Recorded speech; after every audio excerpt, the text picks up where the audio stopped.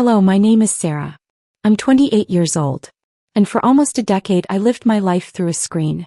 Every morning at exactly 7 a.m. before I brushed my teeth, before I even said a word to anyone, I opened Instagram. Birthdays. Christmas. New Year's Eve.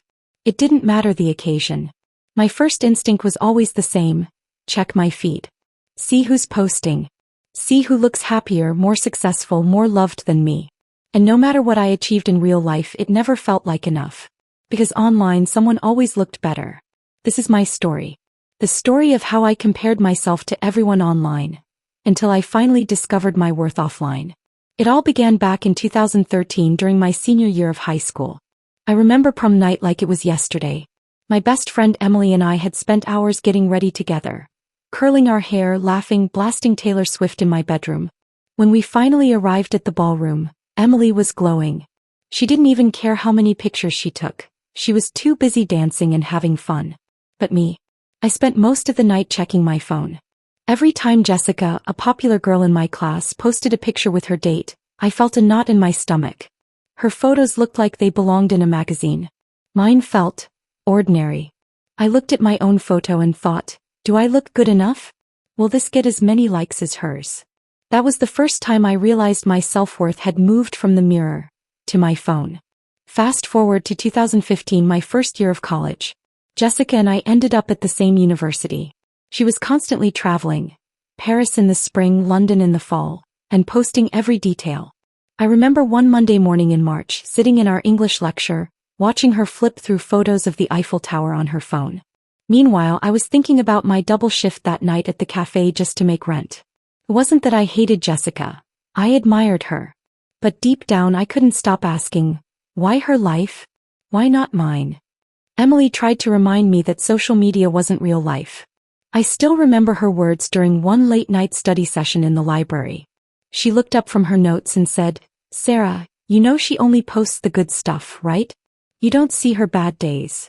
I nodded, but the truth is, I didn't believe it. Then came 2020. The pandemic. The world shut down, but my screen time exploded. Some days I was glued to my phone for 8 hours straight. James, another one of my close friends, spent the lockdown learning to play guitar. He'd send me little recordings over WhatsApp, laughing at his mistakes. But instead of picking up a new skill myself, I drowned in endless scrolling.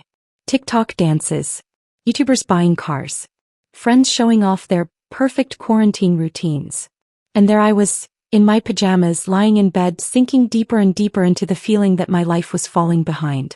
One night in October of 2020 at 2 a.m., I sat in the dark staring at my reflection in the phone screen. Tears streamed down my face as I whispered to myself, why am I not enough? My breaking point came on my 26th birthday, February 15, 2021. Emily and James surprised me with a small party in my apartment. Balloons, a cake, even a playlist of my favorite songs. But while they were laughing and dancing, I was glued to my phone, editing photos we had just taken. Was the lighting good enough? Did I look skinny enough? Would people online think my party looked cheap compared to others? When everyone left, I sat alone on the couch. Balloons half deflated. Frosting still on the table. And I scrolled through Instagram for hours. Strangers celebrating on yachts in Miami. Influencers getting surprise trips to Dubai. Me. Just me and my little cake in a tiny apartment.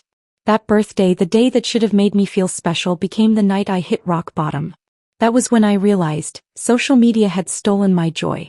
The very next morning, February 16, 2021, I did something terrifying. I deleted Instagram, TikTok, and Snapchat from my phone. It felt like cutting off my connection to the world. Like I was disappearing. Slowly, I started to breathe again. The first week was brutal. My fingers kept reaching for apps that weren't there. Every time my phone buzzed, my heart raced, expecting likes or comments, only to find nothing. Instead of scrolling, I tried something new. I went for walks in the park. I started journaling every night before bed. I called my grandma more often.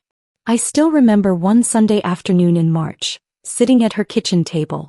She poured me tea, looked at me with her soft smile, and said, Sarah, when I was your age, we didn't compare ourselves to strangers. We just lived. Her words stayed with me. I even picked up painting again, a hobby I had abandoned back in middle school. By April of 2021, something inside me began to shift. I noticed I was smiling more. I wasn't comparing my body to filters or my life to millionaires. I wasn't refreshing for validation. I was present.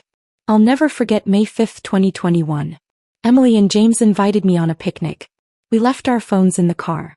No selfies. No posting. Just sandwiches, music, and the sound of birds.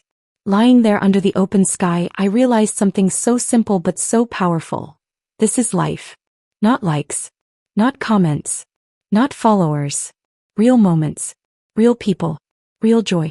Looking back, I learned 4 lessons that I want to share with you. Lesson 1. Social media is a highlight reel.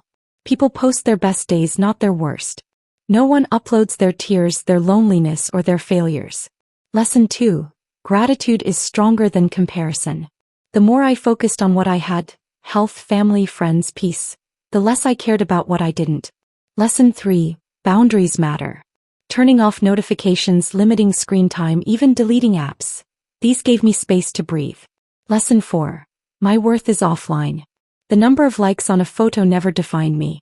What defines me is how I treat people, how I live my values, and how I show up in the real world. My name is Sarah, and I compared myself to everyone online, until I realized my worth offline. If you've ever stared at your phone and felt like you weren't enough, know this: you are not alone. Right now, type in the comments, "I am enough." Say it out loud. Write it down. Believe it.